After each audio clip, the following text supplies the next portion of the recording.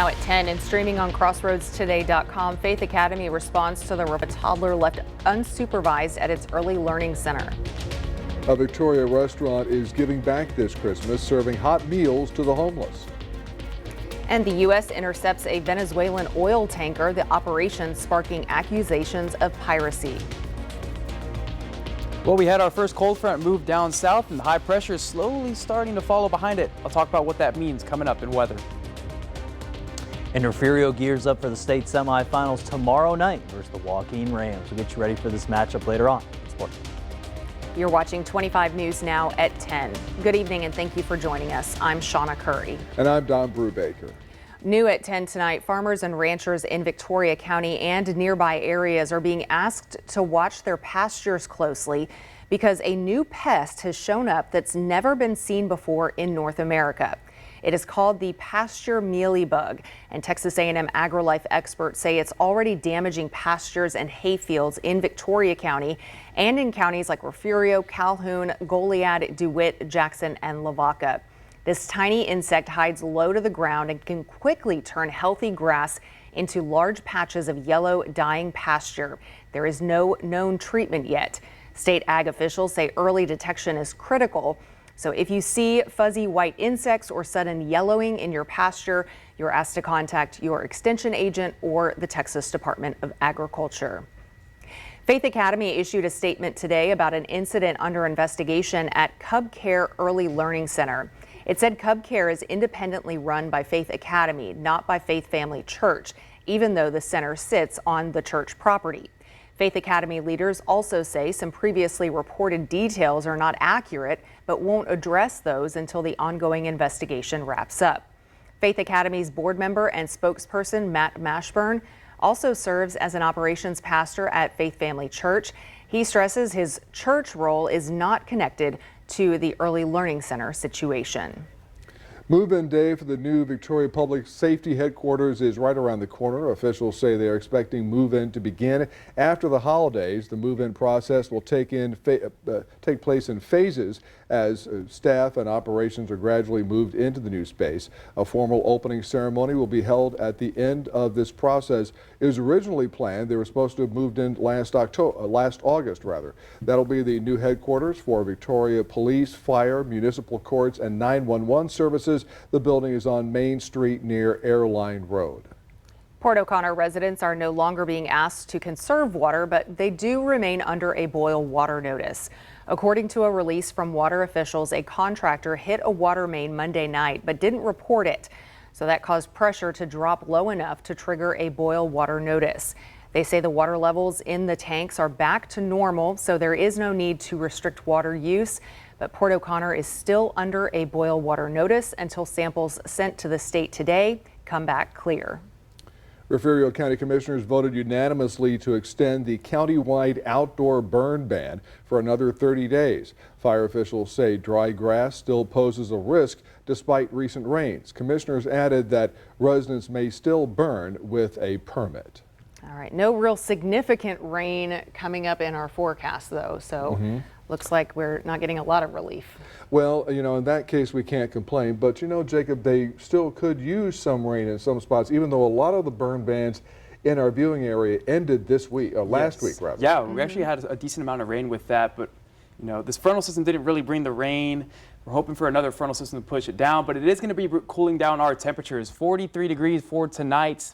Tomorrow morning, 7 a.m. It's going to be a bit chilly. You're going to need that jacket, but then you're more than likely going to take it off there because it does get to 71 degrees. And then as well on Friday, we do get to 53 degrees and temperatures do spike up into the 70s and we continue to increase there into the 80s because we're getting a little bit more moisture in our viewing area for the time being. Now 48 degrees though for the morning. Could see some isolated pockets of 30-degree temperatures there.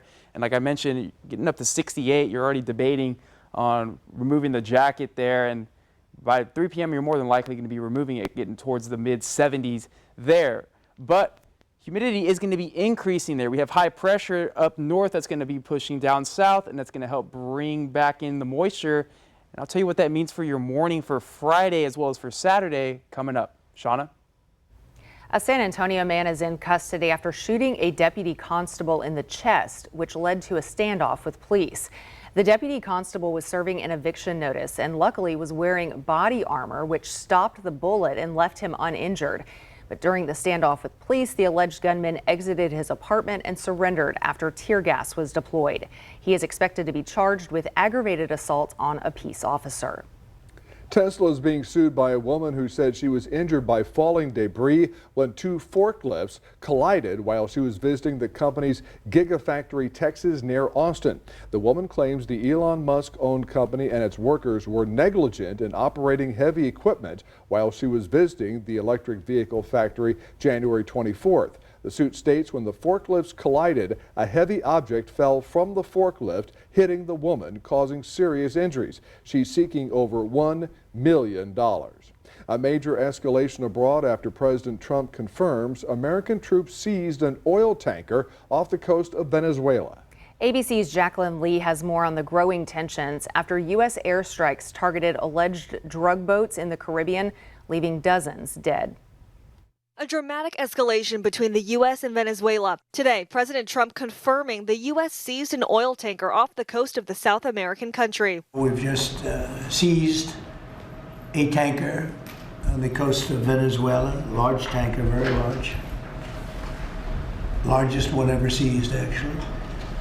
And other things are happening. In this unclassified video posted on Attorney General Pam Bondi's X account, you can see Navy helicopters and U.S. Coast Guard forces rappelling onto the deck. Bondi writing, for multiple years, the oil tanker has been sanctioned by the U.S. due to its involvement in an illicit oil shipping network supporting foreign terrorist organizations. This seizure marks the first time the U.S. has overtly interfered with oil exports, which is Venezuela's main source of revenue. Sources say it was bound for Cuba. It was seized for a very good reason.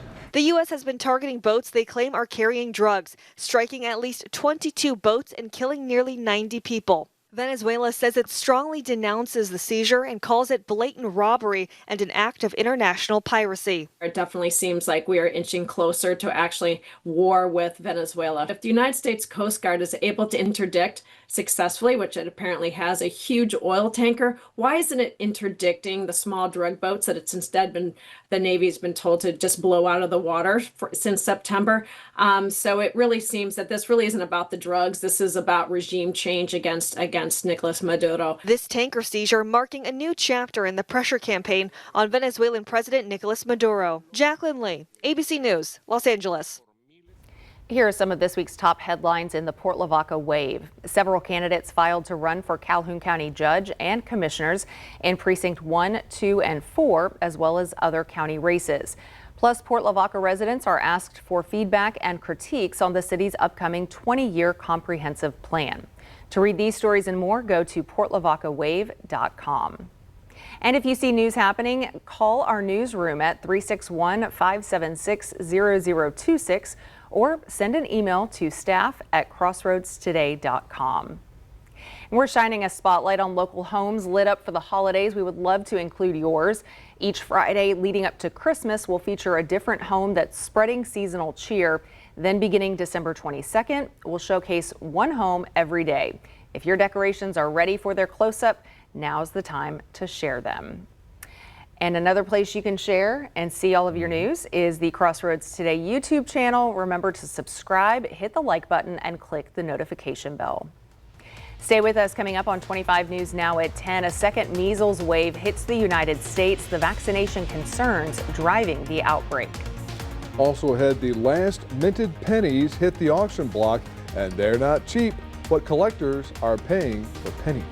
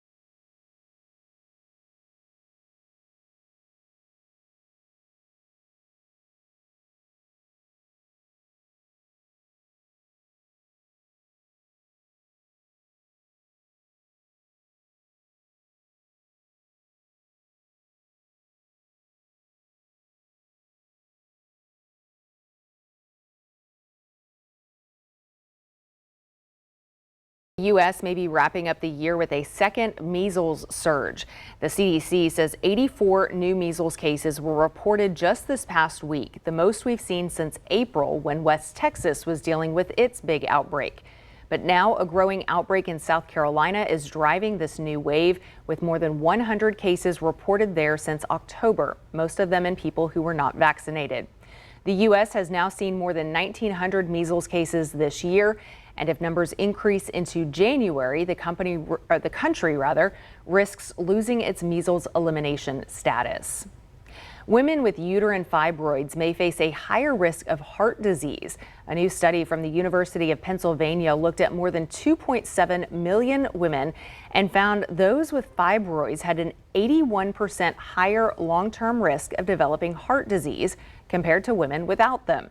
Researchers say the increased risk showed up across all ages and racial groups, but it was especially strong in women under 40. The findings were published today in the Journal of the American Heart Association. The Federal Reserve's latest move on interest rates is already sparking reactions in Washington. ABC's Perry Russum breaks down what's happening and why it matters and why the debate is not slowing down anytime soon. For the third time this year, the Federal Reserve cuts interest rates, again by 0.25%. Consumer spending appears to have remained solid, and business fixed investment has continued to expand. In contrast, activity in the housing sector remains weak. The cut will impact what you pay on everything from credit cards to buying a home. He did a rather small number that could have been doubled, at least doubled. Before the announcement was made, top officials at the Fed had disagreed publicly over the cut, as inflation has gone up in recent months and hiring has slowed down. It comes as President Trump starts going back on the road, talking the cost of living. I have no higher priority than making America affordable again. That's what we're going to do. A new Reuters Ipsos poll shows 56% of Americans disapprove of how the president is handling the cost of living. 31% approve. Over the last 5 years, healthcare, childcare, groceries, rent, and electricity have all gone up. But the president last night dismissed concerns about affordability, calling the issue a Democrat hoax and a con job. They say, oh, he doesn't realize prices are high. Prices are coming down very substantially. But they have a new word. You know, they always have a hoax. The new word is affordability. Senate Minority Leader Chuck Schumer today. People are struggling. They can't afford basic needs, and Donald Trump keeps making fun of it by calling it all a giant hoax. The Fed made today's rate cut with much less information than it usually has. The government shutdown delayed 2 months of jobs and inflation data. Perry Russum, ABC News, Washington. A task force created by President Trump is proposing the biggest overhaul of FEMA in decades. A new report obtained by CNN calls for cutting FEMA's workforce in half and shifting more disaster responsibility to the states. It's also suggesting moving many employees out of Washington, D.C. and creating a block grant system to speed up aid by reducing red tape. The report recommends rebranding the agency as FEMA 2.0. The council votes on the plan Thursday before sending it to the president for review. If you're in the market to buy a new home, there's some good news for potential buyers. In today's Consumer Watch, Jen Sullivan explains what experts are predicting for the housing market in 2026. The housing market has been plagued by high sticker prices, high interest rates, and low inventory. A perfect storm for potential buyers. But some experts say good news is on the horizon. We do think that affordability will start to improve. It's going to be a slow process. Chen Zhao with Redfin, a real estate brokerage firm, says interest rates will likely continue to come down. Average 30-year mortgage rates have already begun to drop from the 6.8% highs we saw in 2023, according to this Redfin graph. And Redfin predicts they could drop to 6.3% in 2026. That's probably not as low as a lot of people would like to see, but it's an improvement from the mid to high 6% averages that we've seen for the past 3 years. And even dropping rates by 0.25 percentage point can save buyers hundreds, even thousands of dollars a year in interest payments, depending on how much you're borrowing to buy a home. Wednesday, the Federal Reserve met for the final time this year, announcing a cut to benchmark interest rates by a quarter percentage point, lowering borrowing costs to between 3.5 to 3.75%. While that doesn't necessarily mean mortgage rates will drop, it does mean it will be cheaper to borrow money. Available indicators suggest that economic activity has been expanding at a moderate pace. Consumer spending appears to have remained solid, and business fixed investment has continued to expand. Here's the bad news. Redfin predicts young potential homebuyers will still face hardships. For young families, the difficulty is that oftentimes they're not in the house that they want to be in when they want to start having kids. So they are delaying having these, having kids and making these choices right now. Zhao says you may even see younger would-be buyers move in with their parents or roommates to save money. For Consumer Watch, I'm Jen Sullivan. The last minted pennies could soon be yours for a pretty penny. Tomorrow, 232 3-cent sets, say that 3 times fast, will be auctioned off. The number of sets is a nod to the 232 years the penny has been in circulation. Each set will contain 2 circulating pennies that were minted in both Denver and Philadelphia. The third coin will be a 24-karat gold uncirculated penny, which was also minted in Philadelphia.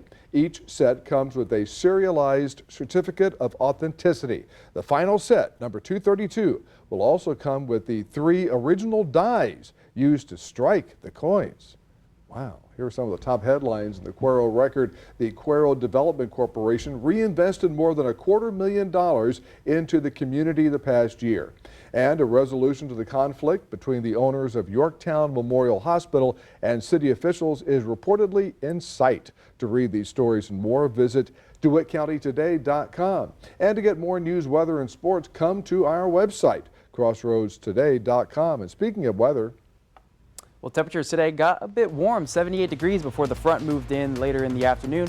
10 degrees above average, but we were below average for the morning at 41 degrees. That's about 5 degrees below average for that at 46 degrees, but it's going to get a little bit chilly tonight. We'll talk about that coming up.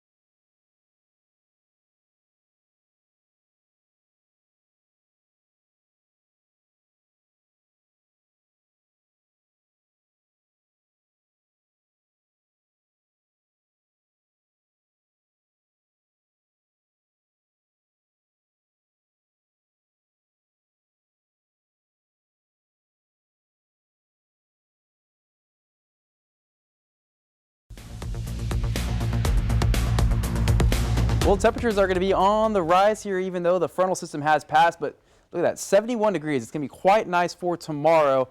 And then the humidity starts to kick in, and we start to see temperatures start to increase here for us. And then by Sunday, we've got another frontal system on the way.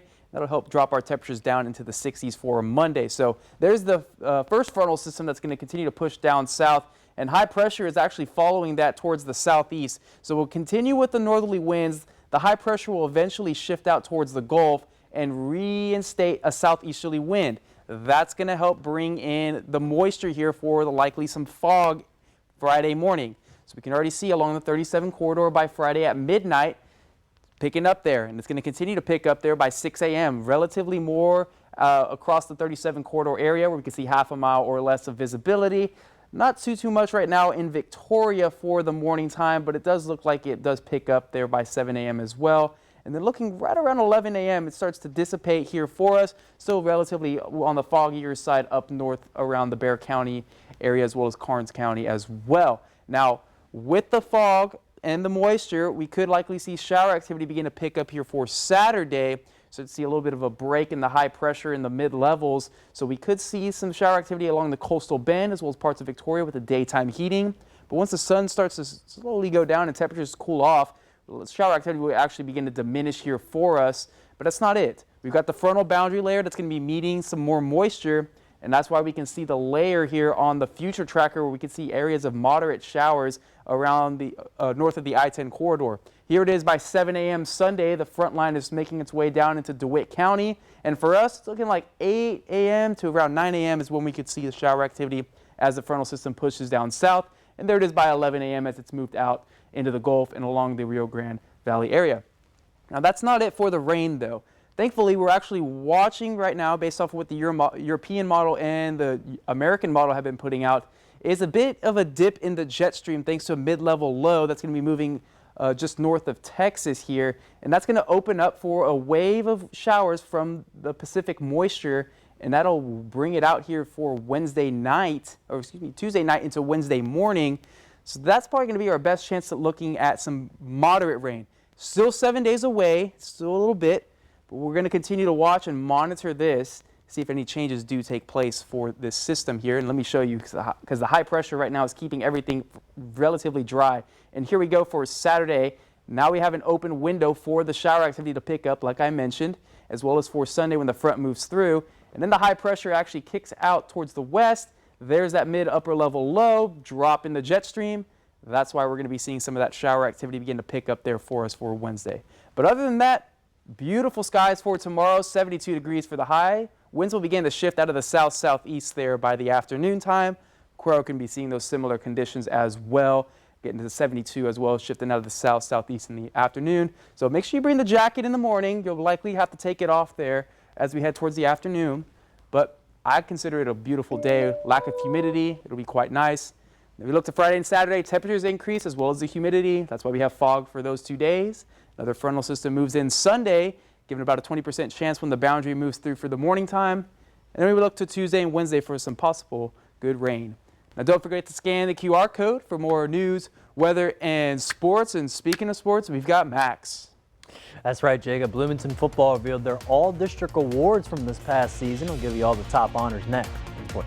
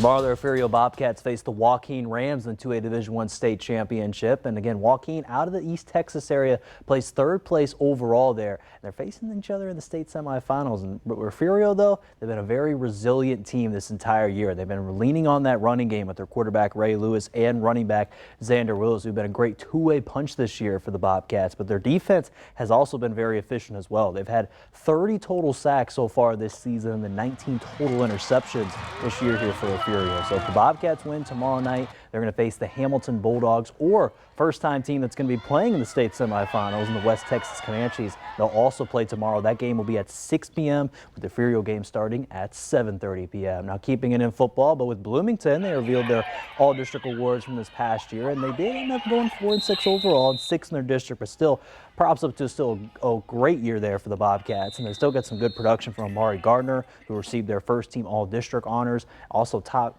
Jordan Longoria, Don Reyes, and Blitz De La Rosa also got big honors as well for first team. Then second team all-district went out there to Raymond Valdez, Aiden Newman, and Kenny Flood. So if you want to see the full list there for Bloomington, whether it's honorable mentions and other ones, just go to crosswordstoday.com/sports. Over to TAP State cheer competition last week, where both Hallettsville Sacred Heart and St. Joseph High School placed very high at the state meet held there in Waco. And Sacred Heart placed there in top 5, while St. Joe received an excellent rating as a team for all their achievements. So congrats to both of these teams for getting some big time honors at the state meets. Now back over to the football field. Last week, Shiner faced Junction in the regional final, and now even though these teams were fighting for the state semifinals here for this week, Shiner still in the community of Shiner, and the band helped out the city of Junction as a couple of their band members unfortunately had some family members that were caused up there with the fire that happened in the city of Junction. So again, they came out there, they had some bags for clothing, food wise, everything else to help out the city there, Junction, to get, again, everyone back on their feet. It's just a great time of year, you know, Christmas around the corner, great kind of Actness, and best wishes to all those lost there by the fire that was going on the rest of the way, and hope everyone gets better on their own. Now over to St. Joseph Lady Flyers soccer, where they face St. Mary's Hall Barons for district clash today, and they won 2-1. Sonny Taylor and Ainsley got their 2 goals there to help out get the victory. They're going to be back in action next week versus Katie Harmony School of Innovation at home with the Field of Dreams. And finally, the Houston Cougars, they host Jackson State in a non-conference clash there in men's hoops, and they took care of business, winning 80-38. Emmanuel Sharp led the way with 23 points, and then also he had, again, Kingston Flemings had a big-time night as well. They improved to 9-1 overall. They're going to be back at home Saturday afternoon at 2 p.m. versus New Orleans Privateers. And that's going to do it here in sports. Don, Shauna, back to you. And Max, I have even more great Houston Cougar news. Their star quarterback Connor Wegman announcing he'll be coming back for 2026. Yes, all right, stay with us. Coming up on 25 News Now at 10, we'll take a last look at your weather. Plus, a stolen poodle gets a paw lease escort home after a rough day in California. The tale of rescue ahead. We got a good one tonight. I think I was 14 when Dad and I had our birds and bees talk. He goes, "Hey, buddy, drop your pants. Let's see what you got." That's a fact. Good so far? That's a fact.